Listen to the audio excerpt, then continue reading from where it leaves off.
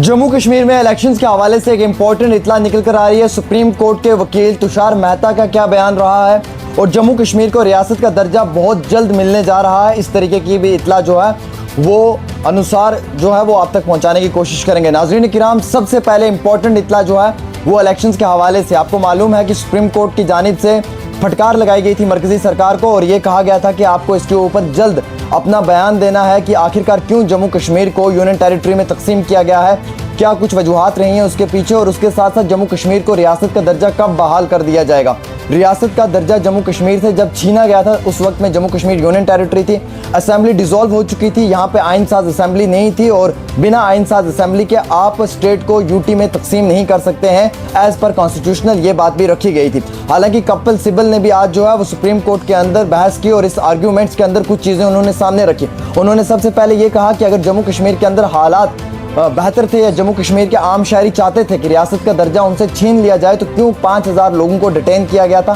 क्यों वहाँ पे 144 नाफिज किया गया था, आखिरकार क्यों जम्मू कश्मीर को बंद किया गया था, इस चीज़ का भी जवाब देना पड़ेगा। इलेक्शंस को लेकर चलते हुए मरकजी सरकार की जानिब से जवाब दिया गया है कि इलेक्शंस के लिए जो है वो इलेक्शन कमीशन ऑफ इंडिया की जानिब से सारी तैयारियां कर दी हैं, वोटर लिस्ट को जो है वो तैयार किया जा रहा है, प्रिपेयर किया जा रहा है, किसी भी वक्त जो है वो इलेक्शंस के लिए अनाउंसमेंट की जा सकती है सरकार की जानिब से। जो मामूल के मुताबिक काम है वो हर रोज हो रहा है इलेक्शन कमीशन इंडिया की जानिब से, लेकिन अब थोड़ा बहुत काम जो है वो पेंडिंग है, उस काम को मुकम्मल करते ही इलेक्शंस के लिए जो है वो बिगुल किसी भी वक्त बज सकता है। साथ ही साथ रियासत का दर्जा देने के लिए मरकजी सरकार ने जो है वो ये पूरी तरीके से मन बना लिया है और सरकार का ये मानना है कि जम्मू कश्मीर के अंदर हालात बेहतर नहीं थे। धारा 370 की वजह से स्टोन पेल्टिंग होती थी, धारा 370 की वजह से हड़ताल होती थी, स्ट्राइक होती थी, अलगाववाद, आतंकवाद बढ़ा हुआ था, जिस चीज को लेकर स्टेट का दर्जा जो है वो छीना गया, यूनियन टेरिटरी में तकसीम किया गया। लेकिन इस पे जो सीजीआई हैं उनका ये कहना है, चीफ जस्टिस ऑफ इंडिया का, कि ये कोई कॉन्स्टिट्यूशनल बात नहीं है। अगर आपने बात कोई रखनी है तो वो एज पर कॉन्स्टिट्यूशन रखनी है,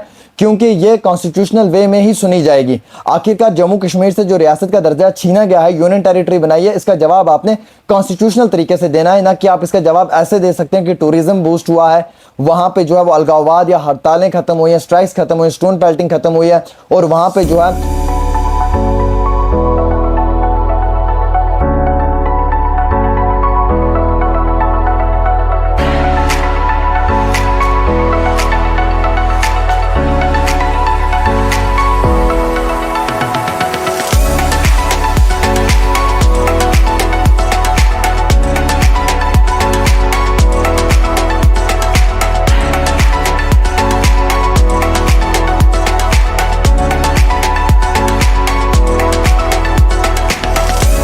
वो हालात में बेहतरी आई है, ये कोई जवाब नहीं है। जवाब जो है वो एज पर कॉन्स्टिट्यूशन देना है, देश के संविधान के अंदर क्या कहा गया है और यहाँ पे जम्मू कश्मीर आइन साज असेंबली के हवाले से जो बात रखी गई है, उस असेंबली ने क्या कुछ सिफारिशात की हैं, उन तमाम चीज़ों के ऊपर जवाब देना है। आज का दिन बड़ा अहमियत रखने वाला दिन है नाज़रीन किराम। आज के दिन तमाम बड़े ऑफिशियल्स की मीटिंग होने जा रही है और इस मीटिंग के अंदर जो है वो डिसीजन लिया जाएगा, टाइम बाउंड एक फ्रेम किया जाएगा, रोड मैप तैयार किया जाएगा। मरकजी सरकार का ये कहना है कि रोड मैप हमें प्रेजेंट करें, हमें बताएं कि कश्मीर के लिए क्या रोड मैप रखा हुआ है, जम्मू कश्मीर के लिए कौन सा टाइम बाउंड आपने फ्रेम किया है जिसके अंदर आपने जम्मू कश्मीर को एक बार फिर से स्टेट का दर्जा देना है। दो चीजों को यहां पे क्लियर कर दे। और तीसरी सबसे इंपॉर्टेंट चीज यह है कि जम्मू कश्मीर को रियासत का दर्जा देते ही इलेक्शंस कब होंगे, डेमोक्रेसी का बहाल होना इंतहाई जरूरी है, जमहूरियत का वहां पे होना बहुत जरूरी है। पिछले कई सालों से वहां पे जो है वो लेफ्टिनेंट गवर्नर का राज चल रहा है और जिसके बायस वहां के लोगों को काफी ज्यादा मुश्किलात का सामना उठाना पड़ रहा है। ग्रास रूट लेवल की डेमोक्रेसी का बहाल होना इंतहाई हद से ज्यादा जरूरी है। हालांकि जो वकील थे तुषार मेहता, उन्होंने ये जवाब दिया है, उन्होंने ये कहा है कि अभी वहां पे 3 इलेक्शंस होने जा रही है, पहले तो पंचायत है, फिर उसके बाद म्यूनसिपैलिटी है और फिर असेंबली इलेक्शंस हैं और इलेक्शन कमीशन ऑफ इंडिया को ये डिसाइड करना कि वहां पे कब इलेक्शंस होंगे। भारतीय जनता पार्टी इलेक्शंस के लिए बिल्कुल तैयार है, लेकिन इलेक्शन कमीशन ऑफ इंडिया की वोटर लिस्ट की जो है वो प्रिपरेशन जारी है। आधा काम जो है वो मुकम्मल हो चुका है और आधा काम बाकी बचा है, उसके मुकम्मल होते ही वहां पे जो इलेक्शंस का बिगुल कभी भी बच सकता है। अब इन तमाम चीजों को अगर आप दरियाफत करके मालूम करना चाहेंगे तो इस ज़िमन में आपको ये मालूम होता है कि जम्मू कश्मीर को जो है वो रियासत का दर्जा बहुत जल्द मरकजी सरकार की जानिब से दिया जाएगा, क्योंकि सुप्रीम कोर्ट इस चीज को लेकर, CGI chief justice of India इस चीज को लेकर पूरे तरीके से जो है वो नजर बनाए बैठे हैं और वो बार बार गवर्नमेंट से ये कह रहे हैं कि जम्मू कश्मीर को रियासत का दर्जा जो है वो बहुत जल्द मिलना चाहिए और बहाल करना चाहिए, क्योंकि कॉन्स्टिट्यूशनल वे में अगर देखा जाए तो जो जम्मू कश्मीर से रियासत का दर्जा छीना गया था वो एक वायलेशन हुई थी कई सारे आर्टिकल्स की एज पर कॉन्स्टिट्यूशनल लॉ, क्योंकि यहाँ पे आइन साज असेंबली तो थी नहीं, आइन साज असेंबली को डिसॉल्व कर दिया था और बिना आइन साज असेंबली के अगर सिफारिशात नहीं है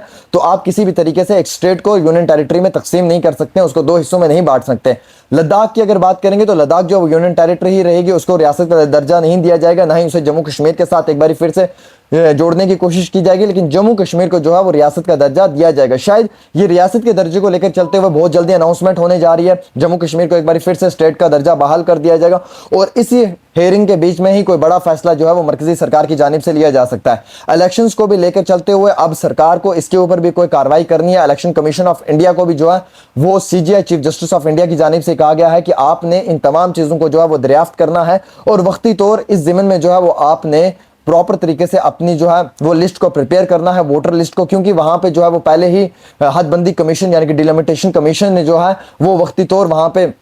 अपनी पूरी सर्वे कर लिया और सर्वे करने के बाद अब इलेक्शंस के लिए जो है वो तैयारियां शुरू की जा सकती हैं, यानी कि आते कई महीनों के अंदर जो है वो इलेक्शंस का ऐलान किया जा सकता है। भारतीय जनता पार्टी की सरकार की जानिब से, इलेक्शन कमीशन की जानिब से, एक्चुअली अनाउंसमेंट इलेक्शन कमीशन करेगा क्योंकि सारी चीजें उनके ही हाथ में है और सेंट्रल गवर्नमेंट को उनकी बात को मानकर चलना पड़ेगा। अब जो इंपॉर्टेंट है यहाँ पे स्टेटहुड यानी कि रियासत का दर्जा कब दिया जा सकता है, तो रियासत के दर्जे के लिए जो है वो सुप्रीम कोर्ट के चीफ जस्टिस जो है वो बड़े ऑनेस्ट तरीके से, बड़ी ईमानदारी के साथ जो है वो रियासत को लेकर जो है वो तमाम जम्मू कश्मीर के जितने भी लोगों ने वहां पे अपनी अर्जियां दायर की हैं उनकी बात को सुन रहे हैं और वो कह रहे हैं कि रियासत का दर्जा जो है वो जम्मू कश्मीर को जल्दी मिलना चाहिए, रियासत का दर्जा जम्मू कश्मीर का बहाल कर देना चाहिए, ग्रास रूट लेवल डेमोक्रेसी को एक बार फिर से जो है वो ग्राउंड पे इंप्लीमेंट करना चाहिए ताकि वहां के आम शहरियों को जो है वो मुश्किलात का सामना ना उठाना पड़े। वैसे भी जम्मू कश्मीर के अंदर बाबूशाही है, आपको मालूम है, यहाँ ब्यूरोक्रेट्स की सरकार है और यहाँ पे कोई इलेक्टेड रिप्रेजेंटेटिव गवर्नमेंट तो है नहीं है जिसके इव्ज में यहाँ के लोगों को जो है वो किसी के आगे बात रखनी पड़े। आज के दौर में अगर आप देखेंगे राशन कार्ड भी अगर बनाना पड़े तो उसके लिए भी जो है वो पैसे दिए जाते हैं, उसमें भी कई बारी जो है वो एसीबी ने टीएसओज को, स्टोर कीपर्स को भी गिरफ्तार किया है करप्शन के मामलों में। तो आप समझ रहे हैं कि धीरे धीरे करप्शन का लेवल जो है वो पीक पे जा रहा है, डेमोक्रेसी नहीं है तो इसके इव्ज में जो है वो आम शहरियों को मुश्किलात का सामना उठाना पड़ रहा है। इन तमाम चीजों को सुप्रीम कोर्ट बहुत अच्छे तरीके से सुन रही है, लेकिन सुप्रीम कोर्ट का एक बहुत पॉजिटिव पॉइंट यहाँ पे यह है कि उन्होंने कहा कि जो बात भी आपने सामने रखी है, वकील तुषार मेहता को कहा है कि वो बात आपने कॉन्स्टिट्यूशनल वे में रखनी है। आप ये नहीं कह सकते हैं कि वहां पे 370 के जाने के बाद टूरिज्म स्टार्ट हो गया जी, वहां पे अलगाववाद खत्म हो गया, आतंकवाद खत्म हो गया है, वहां पे बहाली हो गई है, वहां पे इकोनॉमी बूस्ट हो रही है, वहां पे इंडस्ट्रीज जा रही है, वहां पे फैक्ट्रीज आउटलेट्स ओपन हो रहे हैं, वहां पे जो है वो खुशहाली पैदा हो रही है। ये कोई बात रखी नहीं जाती है, ये सरकार का एक कर्तव्य होता है, सरकार को वक्ती तौर इसमें जो है वो बेहतरीन इनिशिएटिव्स लेने पड़ते हैं, लेकिन इंपॉर्टेंट ये है कि कॉन्स्टिट्यूशनल वे में बात करें। आपकी क्या देश का संविधान के अंदर क्या आइन साज असेंबली को की सिफारिशात के बिना, उनकी रिकमेंडेशंस के बिना, असेंबली को बिना जो है वो कंसिडर किए हुए आप अगर यहाँ पे यूनियन टेरिटरी बना रहे हैं तो क्या वो कॉन्स्टिट्यूशनल वे में वायलेशन हो रही है या नहीं हो रही है? क्या वो देश के कई सारे आर्टिकल्स की वायलेशन हो रही है या नहीं हो रही है? क्या वो संविधान के कई सारे आर्टिकल्स की वायलेशन हो रही है या नहीं हो रही है? वो सबसे इंपॉर्टेंट पॉइंट था, वो सबसे इंपॉर्टेंट फैक्टर था जिसको लेकर चलते हुए चीफ जस्टिस ऑफ इंडिया ने जो है वो फटकार लगाई है और अब जो मरकजी सरकार की रहनुमाई करने वाले वकील हजरात हैं उनको भी जो है वो अब इन तमाम बातों का जवाब देना है। स्टेटहुड के लिए कभी भी जम्मू कश्मीर में ऐलान हो सकता है और इलेक्शंस को लेकर चलते हुए बिगुल बज सकता है, क्योंकि अब इलेक्शंस के लिए जो है वो सुप्रीम कोर्ट के अंदर ये तनाजा जो है शुरू हो चुका है और सुप्रीम कोर्ट इसके ऊपर बहुत जल्दी कोई बहुत बड़ा डिसीजन भी लेने वाला है। इलेक्शन कमीशन ऑफ इंडिया को भी सुप्रीम कोर्ट की जानिब से डायरेक्शंस दी जा सकती हैं कि आप जो है वो अपनी वोटर लिस्ट को बहुत जल्द प्रिपेयर कर लें और जम्मू कश्मीर के अंदर जो है वो इलेक्शंस की तैयारियां मामूल के मुताबिक बहुत जल्द स्टार्ट करें। खास रिपोर्ट आमिर सुहेल के साथ, डेली तस्कीन पे।